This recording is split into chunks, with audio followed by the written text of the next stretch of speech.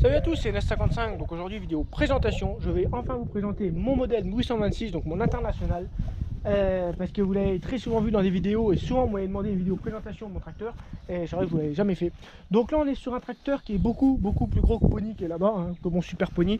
D'ailleurs j'ai une vidéo qui arrive sur Super Pony. Alors le IH826 exactement qu'est-ce que c'est? C'est un tracteur américain, c'est un modèle US où j'en trouverai très peu en France, il y en a quelques-uns mais c'est assez rare.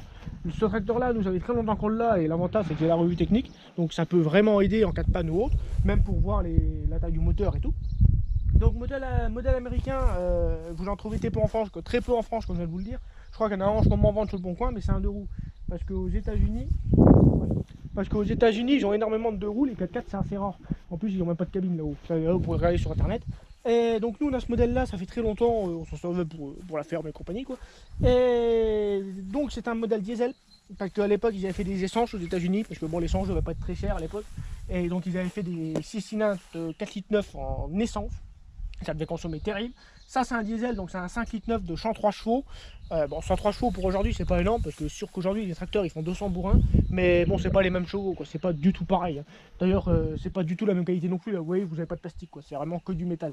Là je viens de réparer le cadre motrice, c'est pour ça que je fais la vidéo, parce qu'en fait l'autre côté là, je vais vous montrer ça vite fait l'autre côté. Ici là, où j'avais la commande là, du 4x4 et elle a été grippée en bas, là, la commande de l'axe, c'était grippé. Je viens de le dégripper, donc maintenant je vais enfin pouvoir avoir le 4x4 parce que pour écraser des voitures, là, comme vous voyez derrière, sans 4x4 c'est chiant parce que ça patine, comme vous allez le voir dans cette séquence. Alors là, sans 4x4, normalement ça patine. Ouais, voilà. Là, ça patine. Donc maintenant que le 4x4 est réparé, parce que bon ça marche, hein, c'est encore ici, on essaiera peut-être tout à l'heure, j'ai 5 minutes. Maintenant, il veut le truc là, il arrache une maison quoi. Vous attachez un câble autour de la maison, vous pétez la 3 dedans, en petite vitesse, vous mettez le 4x4, vous arrachez une barre. Parce que surtout avec des crans pareils et des bons pneus comme ça, il arrache tout quoi. Ça va changer je pense. Donc modèle 826, bon il a eu quelques modifications. Comme là ici on a la plaque de chasse-neige, parce que bon à un moment donné on faisait du déneigement. On a les batteries aussi, on a changé l'emplacement des batteries. Parce que d'origine vous voyez les batteries sont ici. C'est des petites batteries de 10 cm, ils font ça de large quoi, sur peut-être 30 cm de long. Mais ils sont beaucoup plus chers que les batteries standards on va dire. Donc pour pas s'emmerder, hein. On a passé les coches, bon là on avait deux modifications, il y avait les coches et la batterie qui avaient été mis là. Donc là les coches ont été changées et puis je mets la batterie voiture ici, ça marche très bien. Franchement ça marche très bien. Alors cet été normalement il va passer en peinture. Et comme vous voyez, bon c'est sûr la peinture a 50 ans, hein, donc forcément il est délavé complètement. Cet été il va passer en peinture et il va retrouver ses couleurs d'origine. J'ai retrouvé du rouge et tout, donc en rouge, donc toute la carrosserie en rouge, les jantes en rouge et la cabine en blanc. Il va être tout beau avec les barres là au-dessus en blanc. Vraiment il va être tout beau. Autre chose que je voulais vous dire. Parce que ça quand j'avais fait la vidéo Massey on m'avait dit, parce qu'il avait apparu dans la vidéo Massey, ici, là vous voyez c'est tout noir pour ceux qui me regardaient à l'époque. On m'a dit ton tracteur il remonte de l'huile par l'échappement, c'est pas bon.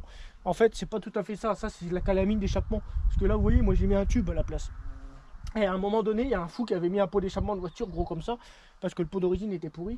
Et les gages d'échappement ils sortaient pas, tout ressortait par, ça montait pas quoi, c'était trop petit. Et tout ressortait par le collier qui était là, ce qui fait que c'est gras quoi, c'est la calamine. Donc ça je vais le nettoyer bientôt. Là ici on va retrouver, normalement je vais avoir les plaques internationales. Ici pareil, là, ici on a une plaque marquée 826 je crois. Essayer de la retrouver aussi. Je dois l'avoir, hein, c'est quasiment sûr. Qu'est-ce qui manque d'autre? Ici pareil, là il manque une plaque comme ça là qui va le long. Et il manque la rampe de feu. La rampe de feu je l'avais démontée parce qu'elle tenait plus. Autour il y a une rampe de feu, elle est là-bas au garage. Sinon globalement, mis à part la peinture, il est plutôt en bon état quoi, il est pas pourri, rien. Même ici généralement les tracteurs ils pourrissent ici là. Là on n'a rien, là. Il est plutôt propre. Alors on va monter dans la bête. Alors il est assez haut.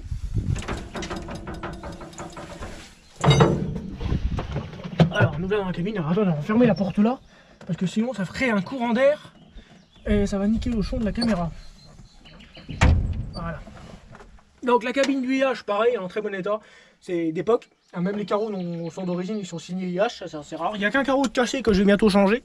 C'est celui-là qui est là. Je vais bientôt le remplacer. Donc sinon la cabine est globalement en bon état, tout fonctionne, là on a le compteur, ici tout fonctionne, le compte-tour, là réservoir de carburant, la température d'eau, ça c'est un autre compteur pour l'eau qui est plus sûr, parce que celui-là il déconne un peu je crois. Donc sinon tout fonctionne, là on a les vitesses, là ici on a les commandes relevage prise de force, là on a l'accélérateur au volant, Alors les pédales, ça par contre j'ai eu du mal de m'y faire, c'est ici, parce que là vous voyez vous avez l'embrayage, normal, le frein, normal, et là bah, vous n'avez pas d'accélérateur. L'accélérateur il est ici. Et quand vous avez l'habitude de rouler en voiture, quand vous avez l'accélérateur à droite, et ben je peux vous dire que c'est chaud avec l'accélérateur au milieu. Pour un certain moment pour s'habituer. Sinon voilà quoi, il est plutôt en bon état. Bon là je vais le reponcer tout ça. L'arceau là c'est de la rouge superficielle, tout ça ça va être nettoyé, poncé, et repeint quoi, il va être tout beau.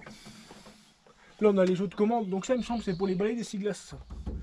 Bon il y a quelques fils à refixer, ça va que niveau fil il n'y a pas grand chose quoi. Avec niveau moteur il y a que l'alternateur et le démarreur aussi, donc voilà. Donc là ce que je vais essayer de faire c'est je vais essayer de vous le mettre en route. Faut juste que je branche ma batterie. Ça c'est la batterie de ma Syrah, alors bon elle est un peu petite mais c'est bon ça démarre nickel. Parce que le moteur est en très bon état, alors ça démarre tout seul. Bon il a 10 000 heures le moteur mais bon il a peut-être déjà fait le tour. Mais ça démarre nickel, ça démarre au corps qu'il fasse froid ou pas. Ouais, attendez, je vais brancher ma batterie et je vous le mets en route. Je reviens tout de suite.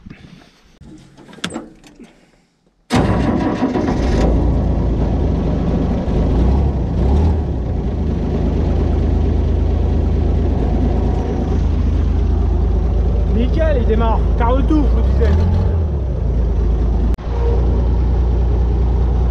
Bon voilà, donc comme vous voyez, ça tourne nickel. On a le compte-tour qui marche, tout. Alors on va essayer si le 4x4 qui marche. Alors on va enlever le frein parc là. Voilà. Alors là, on va mettre en deux. Très bien. Bon là c'est ça un 4x4. Maintenant ça marche. Alors là on va essayer. Je n'ai jamais essayé.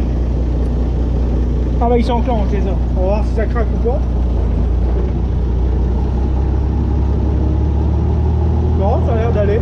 Ça a l'air de s'enclencher. Il ressort. Machin, ça fait peut-être 20 ans qu'il n'a pas fonctionné le 4x4. Sans vous déconner, c'est la vérité. Ah ouais, nickel. Vous voyez, l'accélérateur au milieu, c'est super chiant. Super pony.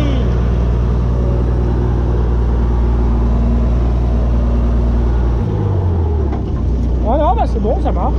Ça s'enclenche et ça sort. C'est génial. Ça fonctionne.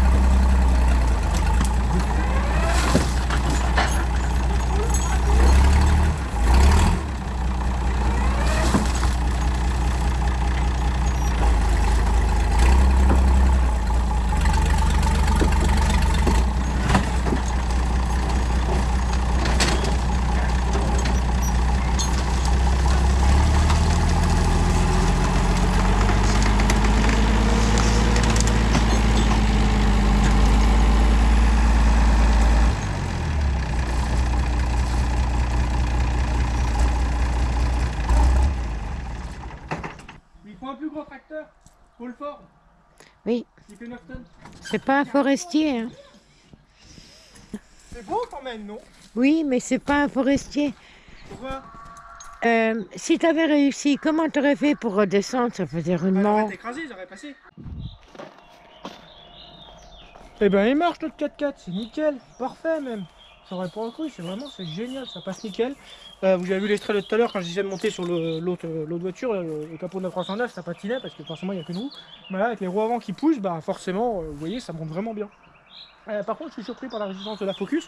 J'aurais pensé que ça serait écrasé. Bon, alors peut-être que si je pourrais passer au-dessus, là peut-être que je les écraserais. Le problème, c'est que là, si j'étais presque au bout du toit de la Focus, et si le toit ne s'écrase pas et que ma roue arrière tombe derrière la Focus, elle va descendre d'1,50 m.